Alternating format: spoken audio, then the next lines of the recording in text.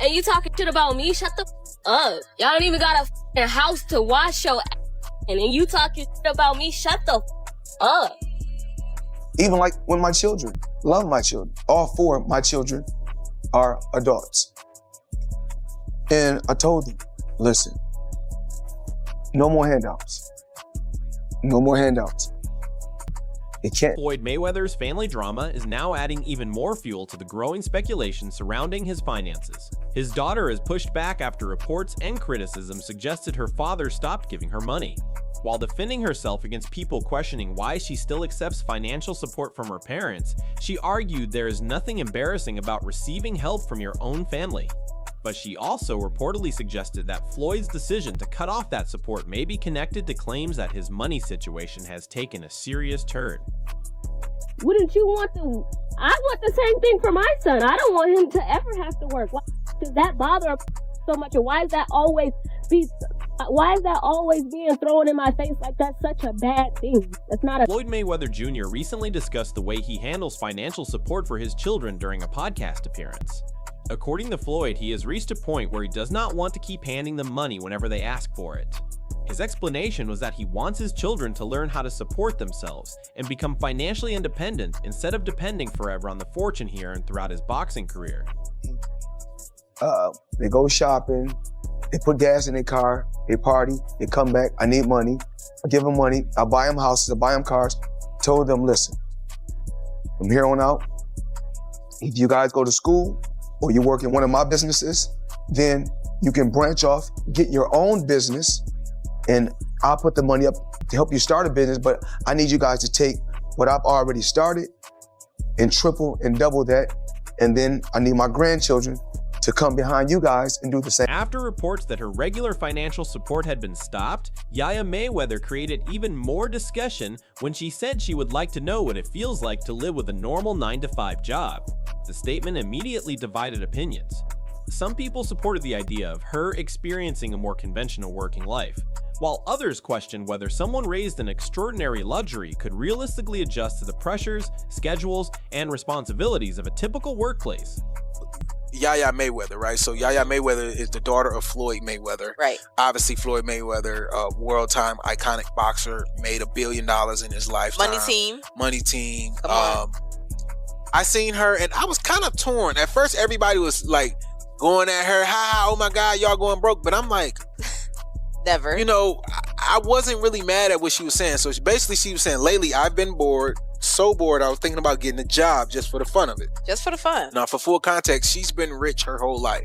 Oh, like, yeah, she's a Nepo baby. She's a Nepo. She is the example of what it looks like to just only know lavish, only know luxury, only know the finest of the finest. And then her dad is Floyd, so all he do is floss. Like, he got floss, he got 100 cars, he got all of this. They fly on private jets. So her whole life is luxury, and she probably has never had to struggle or had any type of adversity. She don't know, and she can't relate to anybody. This is probably why she can't create no products or services to monetize her startup, because she really don't. That criticism has also expanded into a larger discussion about financial awareness. Growing up around enormous wealth does not necessarily mean someone automatically understands how to manage money. Critics argue that budgeting, saving, investing, and long-term planning are skills that must be learned regardless of how rich a person's family may be. Without those skills, even a massive amount of money can disappear surprisingly quickly. The debate also reflects a wider concern about wealthy families, where later generations can sometimes lose fortunes because they were never taught financial discipline or were raised with a sense of entitlement rather than responsibility. These little girls don't know how to do nothing. And she's sitting on I'm bored. And y'all can say, well, her daddy rich, but like, well, what if something happens to her father? Oh, we got trust funds. Okay, cool. He may have trust funds. But does she know how to budget money? Does she know how to make money? Does she know the value of money? That empire, that estate is going to be gone. And statistics show that 85% of second wealth generators from their parents go broke because they don't understand how to manage it, which means there's a few reasons. Either we spent too much time making it, we didn't have time to educate our kids on it, and so we just gave them everything. Or two, they just don't give a damn. They just entitled, Spoiled. Yaya Mayweather has previously resisted comparisons between her life and the experience of an average person. From her perspective, her circumstances are naturally different. As the daughter of Floyd Mayweather Jr., she grew up around extraordinary money, luxury, and access to opportunities that most people will never have. Because of that, she has argued that judging her according to the same expectations placed on someone from a completely different financial background does not always make sense. Stop. Literally, y'all have to stop comparing me, and even the people that y'all comparing me to, they have to stop, okay, comparing themselves to me. Because listen, you cannot y'all have to stop comparing me to people who wear fake designer stuff, okay? Let's start there. Who wear fake designer stuff. Baby, I'm walking into designer stores, Neiman Saks to get my stuff. They're not. They're getting these from these little boutiques, whatever. Let's start there. Now, then we're gonna go to stop comparing me to people who rent exotic cars, foreign cars. Baby, every car I drive, best believe, is paid for. It's not rented, paid for. In my last name is on. As Yaya defended the idea of receiving support from her parents, online speculation about Floyd's financial position continued to grow. One widely discussed post on X claimed that Mayweather had filed a lawsuit earlier in the year accusing a former close associate of costing him roughly $175 million through alleged misconduct. The claim reportedly involved money being diverted, disputed jewelry transactions, allegations involving a private jet, and real estate dealings that allegedly resulted in major losses. The situation has become increasingly complicated, while the opposing side has reportedly rejected the allegations and argued that Floyd's own spending habits deserve scrutiny. Some observers believe extravagant spending could be behind his problems, while others speculate that financial losses could motivate him to return to the ring for another massive payday, potentially including a rumored exhibition with Mike Tyson. According to the lawsuit allegations, Mayweather claims his former associate gradually gained significant influence over his business and financial affairs, while presenting himself as a trusted advisor responsible for handling important matters over several years. For Floyd Mayweather, let's go. So now he has filed a $175 million lawsuit against his business partner, Jonah Regnitz.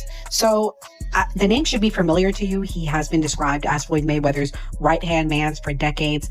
Also, he has been named in several lawsuits with Floyd for them being involved in scams themselves. The lawsuits include allegations for fake exhibition fights, allegations for unpaid jet bills, unpaid jewelry, unpaid services provided. But in turn, now Floyd is suing him and saying, hey, I never saw this stuff. You have scammed me out of jewelry. You have scammed me out of money. You've scammed me out of real estate. And so this is a big, massive lawsuit, guys. What's also interesting is Floyd has had an interesting support for the Israel community. Jonah Regnitz is a member of a prominent Jewish Orthodox family. I'm curious if he's going to continue to have the same set of support. I'm also curious to say what if he's going to prevail in the other lawsuits. Is this a way for him to get out of it, or these false allegations? Dana White has also commented on reports involving Floyd Mayweather Jr.'s alleged legal and financial problems. White expressed sympathy for the possibility of someone working for decades to build extraordinary wealth only to lose it or have it taken through alleged wrongdoing. He suggested that such a situation would be terrible, especially considering how hard Mayweather worked to reach his level of success. The lawsuit and surrounding claims reportedly involve accusations concerning missing money, questionable investments, unauthorized financial transfers, jewelry, and the alleged disappearance or sale of Mayweather's private jet. Probably the richest and one of the most dominant boxers in the history of the sport. But now Floyd is stepping into the courtroom to fight for money he claims that he was never paid, and he wants justice on his terms. So let's talk details. Let me tell you about the law. Mayweather has also reportedly become connected to another legal dispute involving Showtime and his longtime advisor Al Haymon. The boxing star has made allegations related to the handling of money connected to different business arrangements. According to the claims, Floyd believes substantial amounts were improperly managed or withheld through deals connected to his boxing career and wider business interests. Filed a lawsuit in California against Showtime Networks and Steven Espinoza, claiming they helped his former advisor, Al Heyman, misappropriate a huge chunk of his fight earnings to the tune of $340 million. Mayweather says the money is still missing and unaccounted for, and he's now suing Showtime and Espinoza for aiding and abetting breach of fiduciary duty, civil conspiracy to commit fraud. Ooh, that's a serious accusation there. Conversion, unjust enrichment, and he's seeking punitive damage on top of the missing $340 million. So why is Floyd suing him, and what is he claiming? Well, Floyd argues that during his legendary career, where he generated $1 billion in revenue plus and pay-per-view money, a significant portion of the funds that he made through those events, through his fights, didn't make it into his hands because they were funneled through accounts controlled by his then advisor. Former Showtime president Steven Espinoza also responded publicly to the accusations and controversy surrounding the allegations. Look, I can't say too much about it. The lawyers have asked me not to, but obviously Floyd is looking for $340 million, which he, I think, supposedly discovered 10 years later is missing. I think you can tell by my tone what my thoughts are about that. And look, all I can say is I'm confident in the legal process. I'm confident about, what the facts are going to show. And I look forward to this, playing out in court so everybody can see exactly what is true and exactly what, where the money went. Because if you look at the, how my career has played out, I spent my career going back to representing both Mike Tyson and Oscar De La Hoya. I've spent my career making sure that fighters are treated fairly and have gotten compensated fairly. And I've never done anything, but that. And I think at the administration that I ran at Showtime was one that was very fighter friendly, and I stand by that. And I know my reputation will continue to be that regardless. Boxing analyst Teddy Atlas also discussed the legal situation, noting that former Showtime executive Steven Espinoza had reportedly been named in Floyd's lawsuit. Atlas admitted he had never been an admirer of Espinoza and claimed that concerns have existed within boxing over whether fighters always receive fair compensation from major business arrangements. Atlas also addressed the theory circulating among critics that Mayweather's repeated lawsuits could be connected to financial pressure created by his massive spending and an ongoing need for large amounts of money. Know what the truth is fully in there. I know Steven Espinoza was named. He ran Showtime at the time. He was named him. I never was a fan of Espinoza. Again, I'm not afraid to say and not mince my words when I feel a certain way. And I've taken arrows for it, and of course I've also taken some praise for it. That people say, hey, Teddy's going to say what he feels. I was never a fan of him. I never thought he was a man that kept his word. I never thought he really did a great job over at Showtime. I mean, they put some good fights on because the fights were available, because the landscape made it available. Where there was, there was a lot of job shortages in the business, if you will, and people are eager, of course, to fight on a platform like Showtime if you're going to pay them. It's a lot of fighters available, and you didn't have to be talented to put on good fights at Showtimes.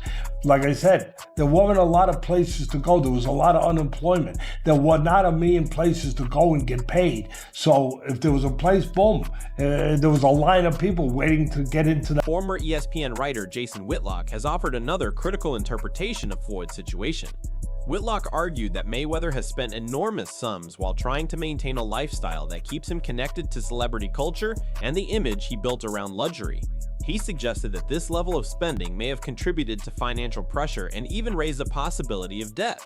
Whitlock further speculated that Floyd could eventually consider coming out of retirement again if another huge fight or exhibition became necessary to help address financial obligations. Mayweather is an example of the stupidity of living for the culture and trying to be relatable and trying to be this incredible icon or example of, look how much money I've made. He's blown it all. And now at 49 years old, he's got to go back into the boxing ring and continue to fight because he's in a lot of debt. And this is what I was trying to make the point to Cam Newton about. This whole, I'm doing it for the culture. What is doing it for the culture ever? Despite becoming one of the highest paid boxers in history, Floyd Mayweather Jr. has continued to face questions about his financial position after years of extremely public spending. His image has long been associated with exotic cars, expensive jewelry, private aircraft, luxurious properties, and an extravagant lifestyle. After all, he turned the name Money Mayweather into one of the most recognizable brands in sports. But critics point out that maintaining such a lifestyle requires an incredible amount of cash, regardless of how much a person has earned. The ongoing reports and allegations have therefore created a larger discussion about the risks of excessive spending. Without careful financial planning, smart investments, and responsible decisions, even extraordinary wealth can eventually face serious pressure. An amount of money, money's just flowing. And even as much money as he's made in his career, which he's probably made as much, if not more money than any boxer ever. Like, there's all these lawsuits. Like, he hasn't been paying things, and he owes money on this and owes money on that. And it's like, and then he's got to come out of retirement. Yeah, that's tough. Yeah. That's tough. I think it's just the lifestyle that Floyd lived. Yes. I think he can't fathom to just live a modest lifestyle. It's like he gotta be lavish. Right. He's got to have those videos where it shows you all the watches, where he opens the case up, you know. All the money. You gotta show that he got $1 million in his backpack. And, you know, he got the latest watch and the latest car and look what I just bought. And when you get into latest watches and latest cars, you get into that shit. Like, boy, that money goes quick. Crawford has suggested that situations involving wealthy athletes should provide an important lesson for younger competitors everywhere. His message was that tomorrow is never guaranteed, which makes responsible financial decisions and intelligent investments essential. Crawford explained that money can be used as a tool to create even more wealth, but it can also become dangerous when someone assumes another massive paycheck will always arrive.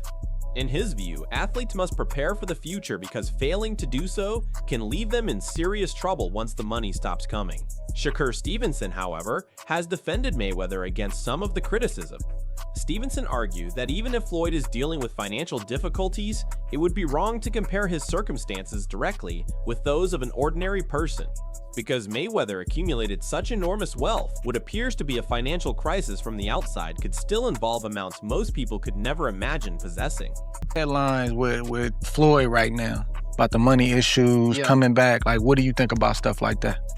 What's your thoughts on that? You know, I try not to get in too much that kind of stuff because, right, people could talk about, oh, Floyd broke and Floyd this. Man, even if, let's just say, coincidentally, Floyd broke. Floyd broke ain't like everybody else broke, bro. Like, Floyd broke is a different type of broke. Like, Floyd broke is our super rich at the end of the day. So, now, to see him come back fighting, I don't know. Like, I don't know. Maybe, you know what I think my thing is with Floyd? I know him. So, like, me knowing him, I know that he just loved boxing too much. Stevenson has also argued that Mayweather's continued appearances around boxing should not automatically be treated as evidence that he desperately needs money. From that perspective, Floyd remains connected to the ring because boxing has been a central part of his life for decades and is something he genuinely enjoys. Even after retiring from professional competition, he has continued taking part in exhibitions and making high-profile appearances within the sport. Every time Mayweather gets involved, he remains capable of generating enormous attention and significant revenue. Stevenson therefore believes Floyd's continued presence could be driven by passion, entertainment, and a desire to remain part of the sport where he achieved so much success. I'm probably even gonna ever say it that, like, what it is. But, like, me talking to him, like, I done sat on the phone with Floyd for hours. And in conversation, I just realized, like, yo, this dude is just, he, like, in love with boxing. Like, he's obsessed with boxing. So, like, he probably just can't hang the gloves up. Like, he can't let it go. He never really did. He can't let it go. He kept doing exhibitions. Yeah. He never really did. He'll take a break where you don't see him, but then he back in the gym. It's just crazy, like thinking of Floyd being 50, having to go to the gym and spar 3 days a week, bro. That sound crazy. I mean, it look like he doing it well, though. Like, even when I watch the videos, I'm like, man, this don't look like no 50-year-old fighter to me. Like, it looked like a guy that, I ain't gonna say in his prime, but he looked like in his 40s. That's the thing. Floyd past his prime is better than a lot of guys in their prime. That's the thing, because he just knows so much. Too much, yes. Been on too many big stages, so that's... What do you think is really happening with Floyd Mayweather Jr.'s finances? Is this a genuine sign of serious money problems, or is the public only seeing part of a much bigger picture? Share your opinion in the comments below.